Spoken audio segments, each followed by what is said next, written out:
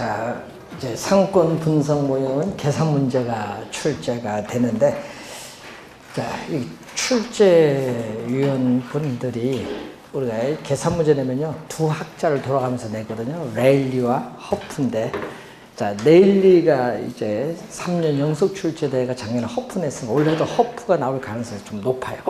그래서 하여튼 레일리 허프 공식은 완벽하게 정리하고 들어가셔야 되겠습니다. 자, 우선은 레일리의 소매 인력의 법칙이 36번 문제에 해당을 하죠. 자, 레일리는 중력 모형이에요. 그래서 상업 지역의 구분을 최초로 시도한 학자입니다.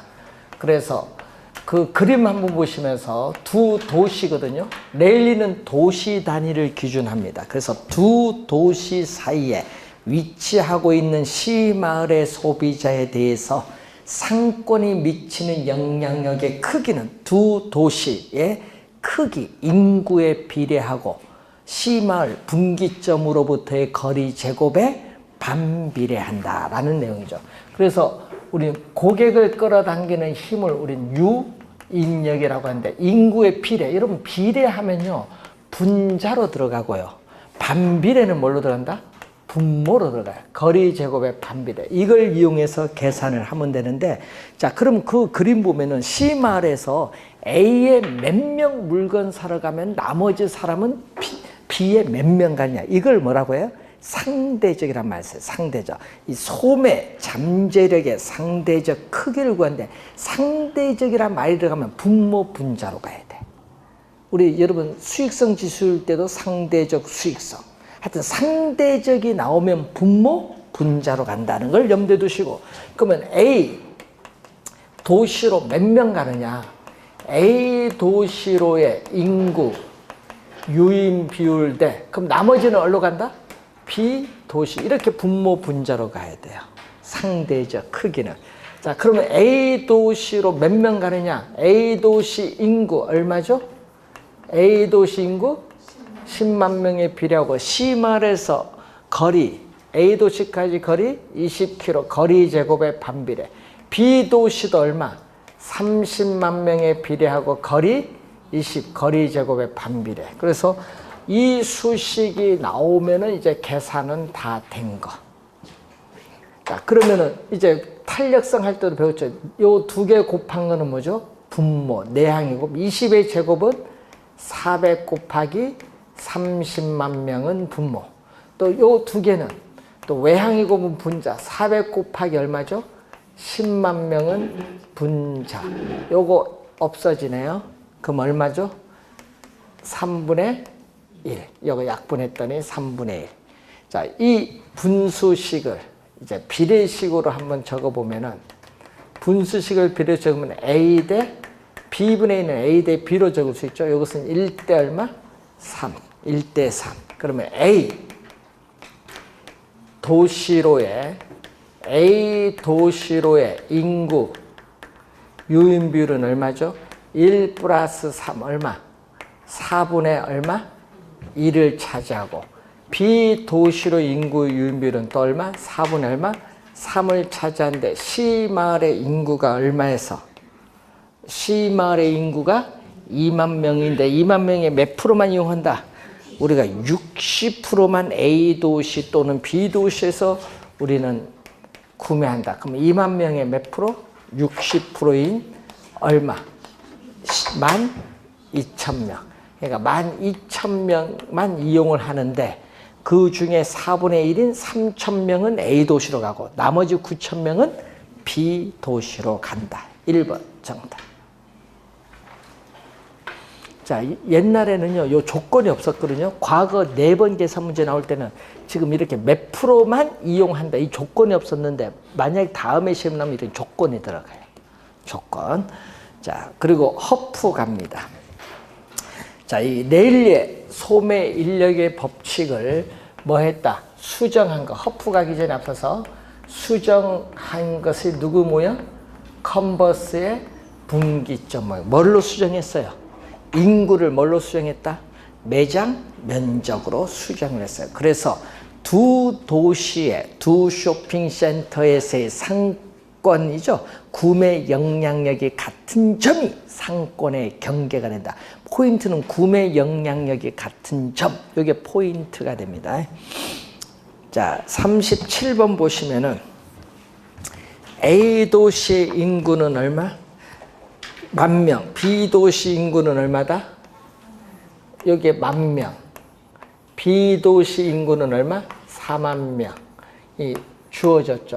이때 두 도시 간의 거리는 12km인데 문제는 어디에서 A 도시로부터 몇 킬로 떨어진 점이 우리가 분기점, 상권의 경계가 될 것인가 보는 거죠. 자, 그러면 이때 이 점에서 A 도시의 쇼핑센터의 구매 영향력, B 도시 구매 영향력이 서로 같아야 돼요. 그래서 계산한 공식이 거기에 나와 있죠. 1 플러스 루트에서 A 도시의 인구 얼마? 10,000명. B 도시 인구 얼마? 40,000명. 여기 인구를 뭘로? 매장 면적으로 주어질 수도 있어요. 수정을 해서. 자, 여기서 두 도시 간의 거리 얼마? 12km. 그러면 여러분 루트 4는 루트 2의 제곱인데 제곱 루트가 없어져서 2가 돼요. 그럼 여기서는 얼마죠? 1 플러스 2에 12km가 돼서 몇 킬로? 4km가 구하고자 한다. 자, 허프의 모형으로 갑니다. 허프는 확률입니다. 자, 소비자 거주지에서 특정 점포를 방문해서 물건을 경험적으로 살 확률이 얼마냐? 확률적인 상권 분석 모형이다. 요거는 위에는 내일리는 도시 단위지만 허프는 매장 단위예요. 한 도시 내 매장 단위입니다. 자, 매장 단위인데 항상 허프는 뭐가 나오죠? 거기 보면은 공간, 거리의 마찰 계수는 점포의 성격, 편의품이냐 선매품이냐 전문품에 따라 달라져요. 교통의 편리성 등에 따라서 이게 달라진다. 우리 뭐라고 가정한다? 2라고 가정을 해요. 2라고 가정한다는 것은 뭐를 적용하겠다는 얘기죠? 중력 모형을 적용했다. 그럼 중력 모형은 뭐에 비례? 매장 면적에 비례하고 거리의 제곱에 반비례한다. 이 거리는 시간거리 개념이죠. 자, 그러면은 문제 이제 하나 이제 풀어보시면은, 자, 38번 보시면은 C도시 인근에 A 할인점과 B 할인점이 있다. 허프의 상권 분석 모형을 적용할 경우에 A 할인점의 이용객 수는 C도시 인구의 몇 프로인가? 요즘은 하나 더 묻더라고요. 작년에도 그렇지만은. 자, 그러면은 A 할인점을 묻는 거죠, 지금. 자, A 할인점을 물을 때 항상 허프 모형이 나오면 제일 먼저 구해야 될 것은 뭐부터 구해야 돼요? 항상 시장 점유율부터 먼저 구해야 돼. 시장 점유율을 구할 때는 분모는 뭐다? 전체. 전체인데, 자, A 할인점 매장 면적 얼마? 얼마? 8,000. 8km 제곱. B 매장 면적 얼마? 2,000. 거리 2km. 거리 제곱. 구하고자 하는 게 A 할인점이니까 8,000 나오죠. 그럼 얼마죠? 1,000을 8로 나누니까 125. 2,000을 4로 나눠주니까 500. 그러면 625분의 125 약분하니까 5분의 1 곱하기 100 해주니까 몇 프로죠? 퍼센티로 가기 위해서는 100을 곱해준 겁니다. 20%죠. 그러면 A 할인점에 시장 점유율을 구하면 이용객 수를 구하는데, 자, 이용객 수도 거기에 제약이 있어요. 어떤 제약이냐면 C도시 소비자 거주지 인구 20만 명인데 C도시 인구 중 50%가 A 할인점이나 뭐를 이용한다? B 할인점. 그럼 20만 명의 몇 프로? 20만 명의 50%가 A 할인점이나 B 할인점을 이용한다. 그럼 10만 명이네요. 10만 명의 A 할인점을 이용할 확률이 몇 프로? 몇 프로? 20%니까 얼마다? 2만 명. 그럼 나머지 8만 명은 어디로 간다는 얘기예요? 네? B 할인점 가겠지. 자, 그럼 구하고자 하는 게 그게 아니잖아요. 구하고자 하는 것은 요걸 구하고자 하는 거죠. A 할인점의 이용객 수는 C 도시 인구의 몇 프로가 되느냐? A 할인점은 얼마죠? 2만 명. C 도시 인구는 20만 명. 10분의 1이네요. 곱하기 100을 해주니까 10%인데. 자, 이렇게 요즘 3개 구하는 거 출제를 잘 해요. 하나, 둘, 셋. 그러니까 항상 시장 점유율을 제일 먼저 구한 다음 이용객수 구해놔요. 작년은 뭐를 했어? 요거 2개 구하고 뭐 구하는 거? 매출액. 뭐죠? 한 명당, A 할인점 한 명당 매출액이 30만 원이다. 그럼 30만 원에 뭐를 곱해주면? 2만 명을 곱해주면 A 할인점 매출액이 나와요. 그런 식으로 3개를 이용하는 문제를 낸 거예요. 요즘에 보니까. 점포도 지금 2개인데 작년은 몇 개 나왔어요? 점포가 3개. 그럼 분모에 하나만 더 들어가면 됩니다. 자, 거기에 39번 문제로 갑니다. 자, 39번.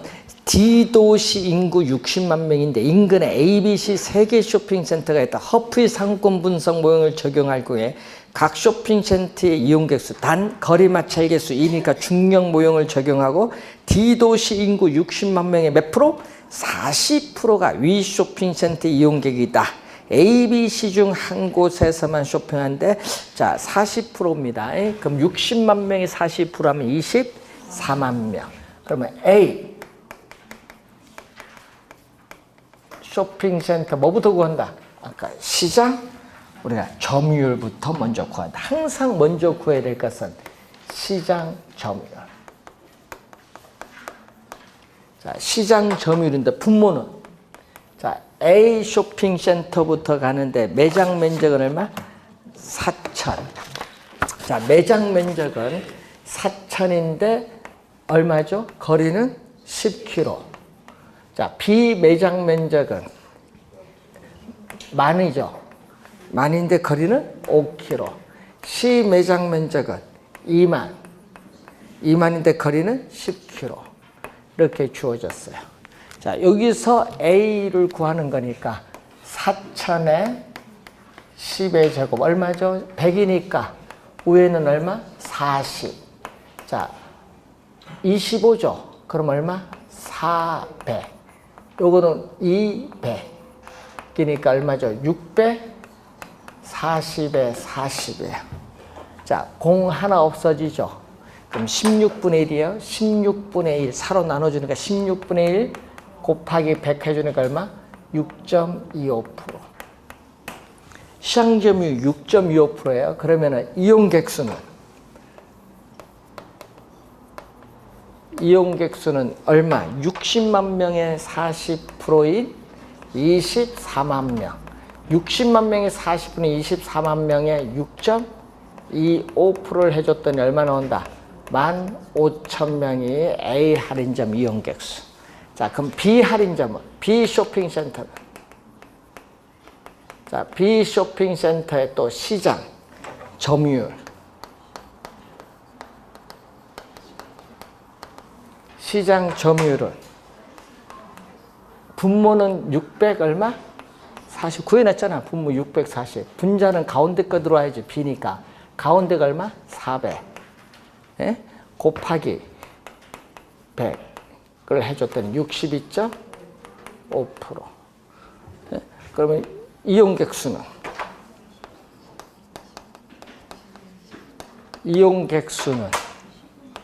얼마냐? 15,000명에 어떻게 돼요? 10 곱해주니까 얼마? 15만 명이죠. 그러면은 15,000, 15만 하면 16만 5천이야. 24만 명에 16만 5천 빼면은 C는 얼마? 나머지 7만 5천 명. 1번입니다. 여러분 시험에 내면 이렇게 3개 냅니다. 3개. 작년에 처음으로 3개 냈으니까. 원래 허프 출제 예상되는 중요한 부분입니다. 자, 크리스탈러의 중심지 이론이 나오죠.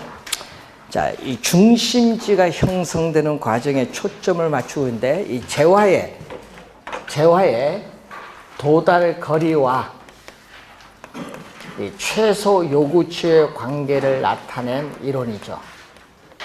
자, 중심지는 뭐죠? 이렇게 재화나 서비스를 생산해서 고객이 존재하는 배후지에 공급할 수 있는 중심 기능을 가진 장소예요. 중심지가.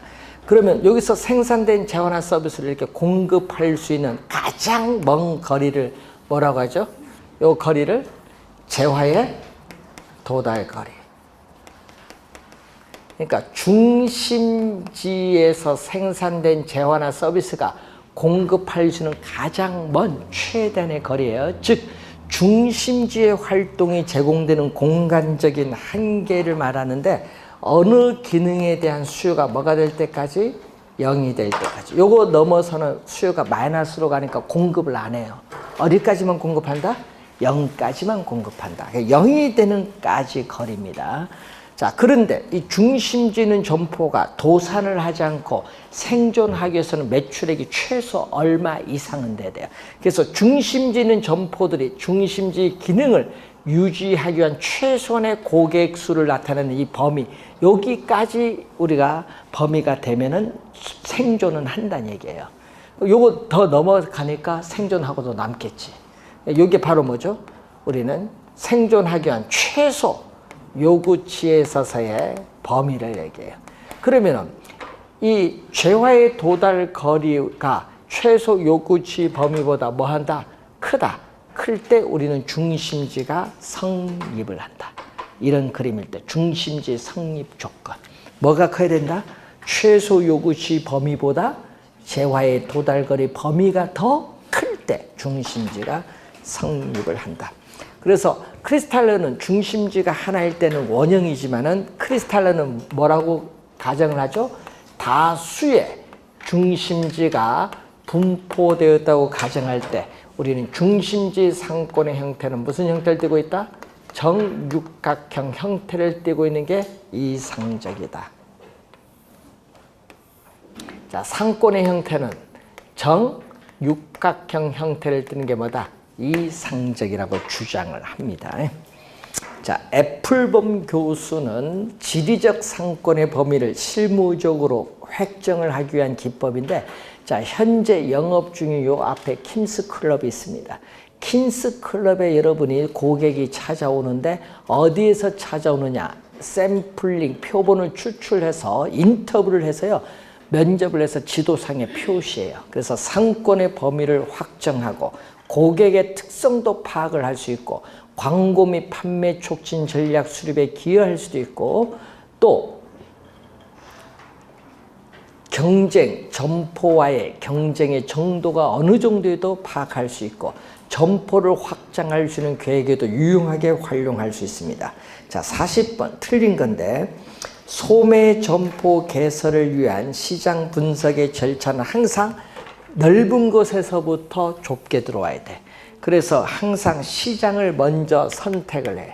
시장을 선택을 먼저 해서 우리가 A 구역, B 구역, C 구역, D 이제 시장을 넓은 곳에서 좁게 시장을 선택해서 구역을 뭐 한다? 분석해서 그러면 이 D 구역을 우리가 여기서 설정하면 여기서 이제 부지 여기서 부지 어디 이 정할 거냐 부지를 결정을 해야 돼요. 자, 그래서 1번 순서가 바뀌었어. 항상 시장 먼저 구역 두 번째 세 번째가 부지 평가를 해서 선택을 해야 됩니다. 1번 정답. 2번 통계적 분석 방법은 기존의 통계를 분석을 해서 시장의 지역성 상권의 범위를 포착을 하고 그 지역성의 기초로 상권의 특성을 추계하는 방법을 말하죠. 통계적 분석법입니다. 상권이 어디까냐? 고객이 존재하는 지역 상권을 추정하는 기법에는 실제 조사하는 방법도 있고 2차 가공된 2차 자료를 이용하는 방법도 있고 통계적 분석 방법도 있다. 자, 수정 허프 모형에서 고객의 구매 확률은 상업지의 매장 면적, 이 매장 규모, 또 소비자 거주지에서 상업지로의 도달 거리에서 결정되죠. 아까 여기 매장 면적, 아까 우리 많이 했잖아요. 매장 면적, 거리에 의해서 결정이 됩니다. 자, 체크리스트는 규모가 작을 때 이용합니다. 매출액과 비용에 영향을 미칠 것으로 예상되는 다양한 요인들을 리스트 나열하고요. 이를 토대로 전문가적인 경험에 의존해서 시장 내 대안 부지를 체계적으로 비교 평가합니다. 그래서 규모가 작은 정보를 분석할 때 많이 이용하고 대안 부지의 특성을 여러 가지 측면에서 활용할 수 있는 장점을 가지고 있는 게 무슨 방법? 체크리스트. 그래서 여러분 규모가 큰 점포를 분석하는 방법을 보완을 해주는 겁니다. 자, 41번. 틀린 것. 레일리의 소매 인력의 법칙은 규모가 다른 두 도시 간의 구매 영향력을 잘 설명해 주는 모형입니다. 맞는 질문. 컨버스는 두 상권의 분기점에서의 두 점포에 대한 뭐가 같다? 구매 영향력이 같다. 이게 포인트죠. 구매 영향이 같다는 것이고 이것을 원리로 두 도시의 세력권을 도출했습니다. 소비자 분포 기법은 애플범 교수가 제안한 모형으로서 지리적 상권의 범위를 획정하기 위한 실무적으로 나타나는 기법. 크리스탈리 중심지 이론은 재화의 도달거리와 최소 요구치의 관계를 설명한 이론이고 허프의 확률 모형은 상권 내의 모든 상점의 소비자라는 유인력이 상점 규모의 비례입니다. 반비례가 아니라 상점 규모, 매장 면적에 비례하고 거리 제곱에 반비례한다. 비례가 아니라 반비례한다. 바뀌었죠.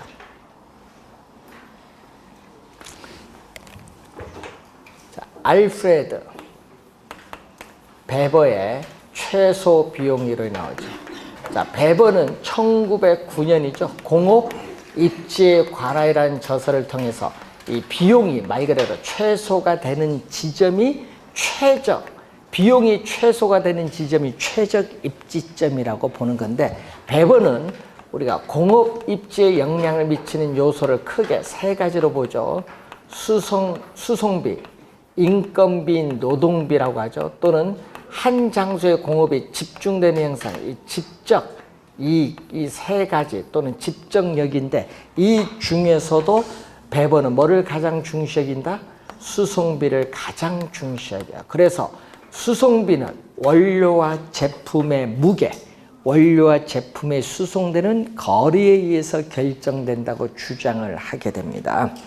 자, 그래서 여러분 보시면은 그게 42번 공업 입지 이론에 관한 설명으로 틀린 것은 생산자는 합리적 경제인이라고 가정한다. 이러면 합리적 경제인이라는 것은요, 이윤 극대화를 추구하는 생산자라 이 말입니다. 이윤 극대화를 추구하는 생산자를 말하고 최소의 비용으로 제품을 생산할 수 있는 곳이 최적 입지점이라고 보죠. 맞는 지문이고 기업의 입지 이윤으로 수송비, 인건비, 집적이 제시를 했는데 그 중에서도 베버는 수송비를 가장 중요시 여깁니다. 수송비는 뭐다? 비용이잖아. 최소. 인건비도 비용이니까 이것도 뭐? 최소. 이익은 뭐가 돼? 최대. 이익은 최대. 그래서 틀린 지문. 등 비용선. 등은 같을 등자입니다. 비용이 같다. 자, 여러분 최소 수송비 지점이 여기 여러분 여기거든요. 자, 삼각형, 베버의 입지 삼각형의 이 점이 최소 수송비 지점이야. 자, 이 최소 수송비 지점에 지금 공장이 있어요. 예? 근데 이 최소 수송비 지점이 있는 공장이 입지를 바꿔요. 자, 여기서 입지를 이렇게 바꿔요. 왜 바꿀까요? 여기 수송비가 최소인데. 그럼 이쪽으로 이동하면은 수송비가 추가로 부담하면 최소 수송비에서 수송비 추가로 부담하죠. 이동을 하면은. 근데 뭐가 더 좋으니까? 인건비 전략이 더 좋으니까 이동하는 거지. 그러면은 이 점에서 이 점으로 기업이 입지를 바꿀 경우에 추가적으로 수송비가 더 들어가요. 최소 수송비에서. 그럼 추가적인 수송비 부담액이 어떻게 돼요? 같은 점. 이 점으로 이동했을 때 같은 점으로 어떻게 돼? 연결한 이게 바로 뭐가 돼? 등 비용선이다 이게. 추가적인 수송비 부담액이 같은 지점으로 연결한 곡선을 등 비용선이라고 해.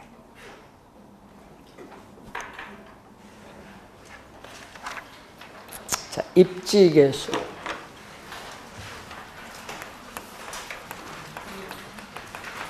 입지 계수를 LQ라고 하는데 자, 올해 좀 중요해요. 27회 시험에 출제인데 올해 좀 중요한 용어입니다. 자, 어떤 지역의 특정 산업이 전국의 동일 산업에 비해서 어느 정도 특화, 전문화되는가를 측정하는 지표인데 항상 여러분 계산 문제가 나오잖아요. 그럼 항상 계산 문제는 표가 주어지고 나와요. 근데 분모는 뭐죠? 전국이야. 분모는 전국이고 분자는 어떤 지역이 되겠지. 자, 전국의 전체 산업의 고용 인구, 이 고용자 수에 대해서 전국의 I 산업의 고용자 수가 차지하는 비율, Z 지역 전체 산업의 고용자 수에 대해서 Z 지역의 I 산업 고용자 수가 차지하는 비율인데 이 값이 1보다 크다. 1보다 크면 어떻게 돼요? 우리는 Z 지역의 전체 산업에서 I 산업 고용자 수가 차지하는 비율이 전국보다 커요. 그러면 Z 지역 I 산업에서 생산, 소비, 판매하고 남은 나머지를 Z 지역 경계 밖 전국의 다른 지역으로 뭔가 수출하는 기반 산업이에요. 근데 이게 1보다 작으면 어떻게 돼요? 어떻게 돼요? 분모가 분자보다 작죠? 그럼 그 지역에서 생산, 소비, 판매를 하여 수출을 못해. 수출을 하지 못하는 비기반 산업이라고 합니다. 이걸 판단하시면 되는데 항상 계산할 때는요. 표가 주어지면 요걸서 빨리 찾아야겠죠.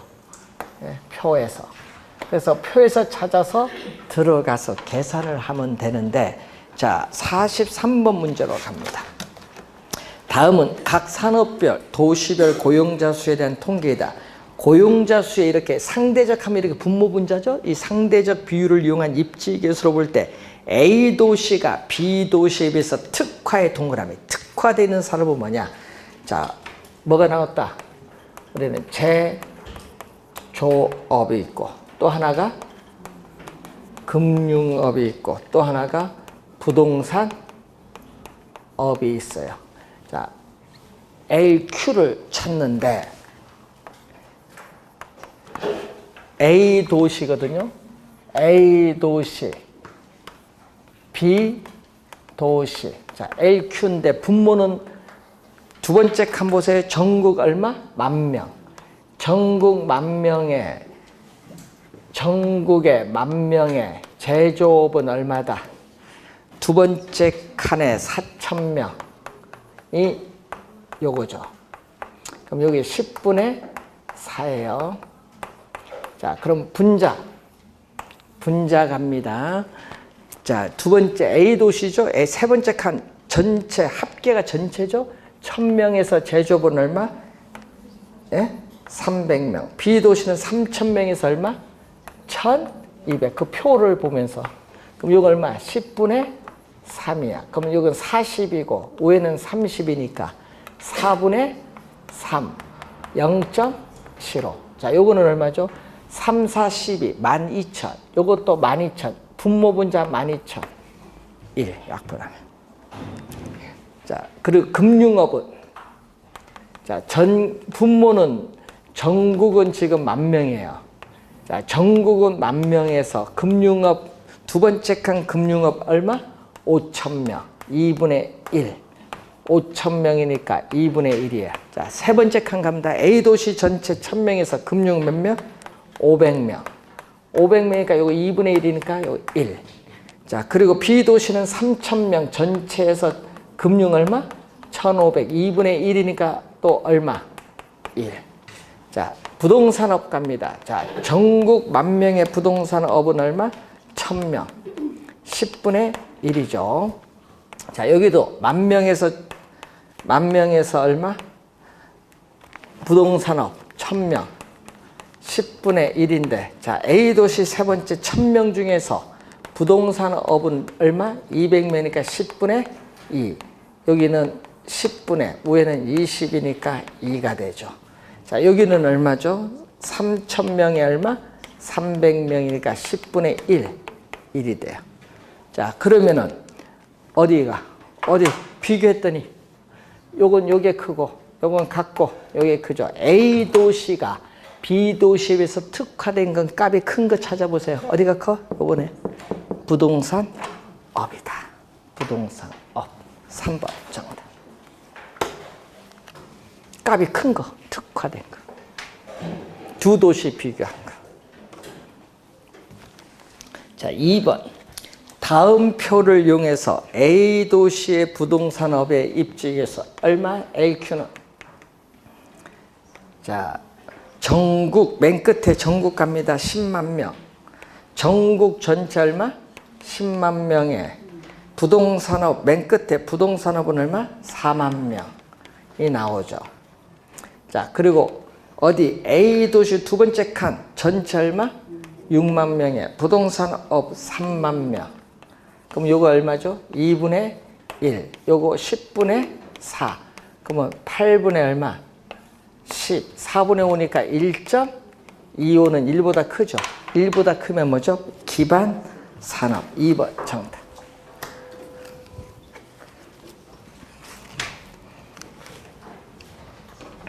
자, 45번 문제로 갑니다. 전국에 3개의 산업이 있어요. 또 뭐가 있다? 제조업이 있고, 그 다음에 금융업이 있고, 이번은 뭐가 있다? 숙박업. 이 3가지 산업이 있고, 도시는 또 몇 개? A 도시, B 도시, C 도시 3개가 있어요. 자, 입지개수를 구하라. A, B, C의 입지개수를 구하라. 자, A, 여기는 얼마? 전체. 자, 전국 전체, 전국 맨 오른쪽 합계가 전체, 전국 전체 1655. 자, 1655야, 분모. 전국 요거 1655에 제조업 얼마? 515. 그럼 요거는 다 여기 똑같아, 안 똑같아? 다 똑같지. 그거 하나만 구하면 돼요. 똑같고. 금융은 얼마? 금융은 또 1655에 금융은 얼마? 570. 그럼 요거는 또 요 값이 또 여기가 다 똑같아. 그리고 여기는 숙박업은 또 1655에 얼마? 570. 요것도 뭐야? 또 이쪽에 분모에 다 똑같은 거야. 그럼 요거는 뭐 계산할 때 요령이지. 그럼 이제 뭐만 따지면 돼? 분자. A 도시는 얼마? 합계 500 얼마? 거기 봤더니 530. A 도시 전체 530에서 제조업 얼마? 제조업 150. 됐죠? 자, 여기 갑니다. 금융업 가요. A 도시 전체 530에 금융 얼마? 200. 여기는 A 도시 전체 530에서 얼마? 숙박 180. 이제 그 계산 이제 전쟁에서 빨리 계산해야 돼요.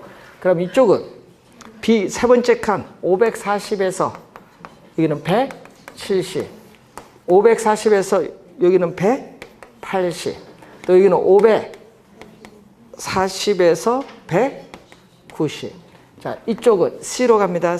네 번째 585에서 195.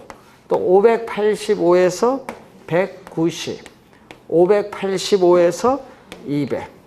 계산하면 되죠. 요거 하나 계산 나올 거 아니에요. 515를 1655 나오면 값 나올 거 아니에요. 그럼 요거 또 값이 나온 걸 나눠버리면 이제 값이 이제 나오겠지. 그걸 이제 비교하시라는 얘기예요. 그 값이 나오면 이제 그 보기 갖고 어디가 입주계수가 높은가 낮은가 확인해 보면 돼요. 정답은 2번이 정답. 계산은 이제 여러분이 해보시면 됩니다.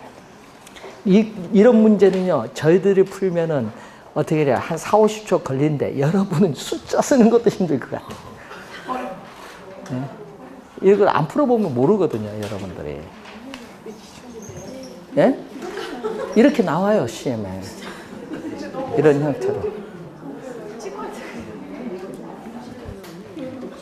요령껏. 말 그대로 요령껏.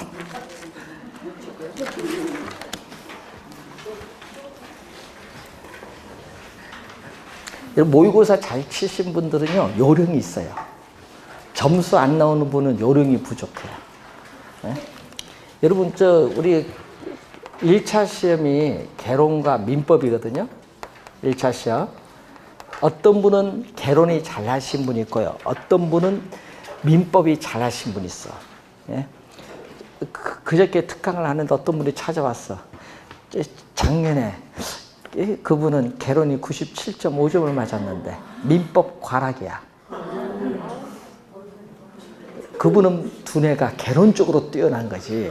법은 지금 어떻게 돼? 민법 1년 공부했는데 지금도 40 몇 점. 완전 민법만 어려운 게 아니라 공법도 어렵대. 하여튼 법 들어가는 좀 어려운가 봐. 그분은 잘 쳐. 그런데 이제 작년에 16개를 찍었는데 16개 다 틀린 거야. 민법 16개 찍었는데 16개 답이 빗나가. 하나만 해도 막 합격인데. 그건 운이 없는 거예요. 16개 찍었는데. 나 같으면 그거 안 해. 16번 쓰면요.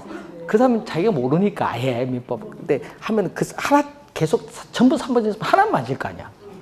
근데 자기는 민법을 모르니까 푼 것도 맞은지 틀린지 모르니 어떻게 이것도 써보고 이렇게 하다 보니까 답이 나갔지 뭐. 그렇게 하면 안 돼요. 네? 그럼 개론 30분 풀어야 돼요. 민법 60분 풀어야 돼요. 여러분, 시험 출제 기준이라는 게 있는데 여러분이 어떤 분은 기출 지문만 열심히 암기하고 들어가 큰일 납니다. 그 어떤 분 그러게 기출 지문 막 열심히 하는 게 막 말을 바꾸지. 그래 누가 내? 말을 바꾸지. 약간 변형시키는 애인데 그러니까 이해를 한다면 암기하는 건 이해가 돼요. 이해도 안 하고 암기만 하면 이게 바꾸면 또 틀리잖아. 그래서 공부할 때 민법이 새로운 유형의 지문들이 가끔 뜨잖아요. 그러면 생각을 해야 돼, 이게 여러분이. 그래서 시간 오래 걸려. 또 박스 나오잖아. 그래서 시간 오래 걸려서 60분 잡아야 돼요. 그런데 중요한 건요, 문제를 풀면서 옮기세요. 어떤 분은 이상한 걸 뭐 배우대? 누가 그걸 답지 이런 걸 막 체크해? 연필로, 빨간 볼펜으로. 2번 체크하려고? 요거 이렇게 하면 떨어지려고 작정했지. 누가 이렇게 체크를 해서 풀어요? 그냥 빨리빨리 풀어야지. 1번, 2번 하면 여기 답이 있을 거 아니야? 5개. 그 1번 쉽잖아요. 딱 2번 답이다. 하면 이거 3 답이다. 또 이렇게 찍어 들어가야지. 그런데 예를 들어서 내가 푸는데 7번 문제를 푼다, 개론. 그런데 7번 문제 이렇게 나왔어요. 이게 진짜 조금 시험에 가면은 이런 거에서 여러분 합격, 불합격이 달라지는데 7번 풀었는데 틀린 걸 찾는 거다. 틀린 걸 딱 찾는 건데 1번 답이 아니고 2번 답이 아니고 5번 답은 아닌 거예요. 확실히. 자기가 보기엔 확실히 아니야. 근데 헷갈리는 거야. 그럼 안 풀었잖아. 삼각형하고 틀린 거 동그랗게 넘어가세요. 틀렸은 경우는 체크는 해놓고. 그 나머지 올 땐 이거 체크 안 해보면 또 다 읽어. 이게 시간이 가는 건데. 왜 또 읽어? 요것만 읽으면 되잖아. 3, 4번만. 개론이든 민법이든. 이렇게 해놓고, 그럼 뭐만 보면 돼? 삼각형 요것만 보면 되잖아. 틀린 거네? 요거 딱 보면 틀린 거? 그러면 절대 안 틀려. 난 틀린 거 찾으라 했는데 옳은 거 가서 답하고 있어. 분명히 있어요. 시험 치러 가면은. 그러면 또 나중에 뭐 간다? 진짜 긴장해서 풀었는데 맞았어. 근데 나중에 보니까 틀린 것 같아. 고치면 또 틀린 거야. 그게 많거든요. 본 시험 가면은. 그럼 3, 4번 있잖아. 그럼 풀었죠, 지금. 3, 4번 가서 확인해서 3, 4번 요거잖아. 풀었으니까 딱 보면 다 보여요. 3번 딱 봤더니 한 6개다. 4번 봤더니 2개밖에다. 그럼 이 문제 답은 4번이야. 체크 빨리 하고 넘어가야 돼. 생각하지 마세요. 이거 모르는 거잖아, 2개. 빨리빨리 넘어가야지. 답은 8개씩인데. 8개씩인데. 확률로 들어가야지, 확률로. 이런 문제들은. 이런 문제가 개론, 민법 합쳐서 15개 나와요. 2문제 놓고 헷갈리는 거. 개론, 민법 합쳐서 80문제 중에. 거기서 10개를 찍어서 맞아 들어가면 합격으로 가는 거고. 거기서 다 틀리면 떨어지는 거야. 푼 거 다 맞으라고 할 수 없지, 여러분이. 그렇잖아요. 그러니까 뭐다? 확실한 걸 좀 공부를 해야 돼.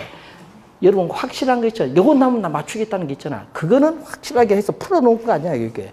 요거는 답을 옮긴 건 내가 확실하게 푼 거야. 그래, 이런 거 있잖아. 요렇게 하고, 개론은 이런 삼각형에다가 계산문제 안 풀었잖아요. 계산문제 풀면 시간 걸릴 수도 있으니까 안 풀었잖아요. 계산 문제 딱 보세요. 예를 들어서 10개가 나왔다. 10개 딱 보시고 쉬운 거 한두 개 딱 보인다. 그럼 바로 푸세요. 뭐 10분 남았잖아요. 2개부터 해결하고 2개 놓고 그것부터 해결하고 그다음에 한 5분 정도 남아요. 그러면은 뭐를 푼다? 계산 문제 딱 2개 풀면 돼. 하나 풀었더니 답이 4번이고 하나 풀었더니 2번 나왔다.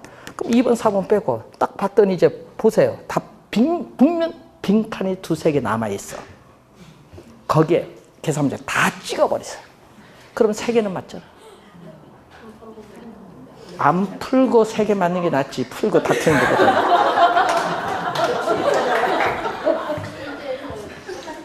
이렇게 합격으로 가지. 여러분이 요령 있게 좀 시험 치세요. 그러니까 여러분 뭐냐, 확실한 거는 틀리지 않아야 돼.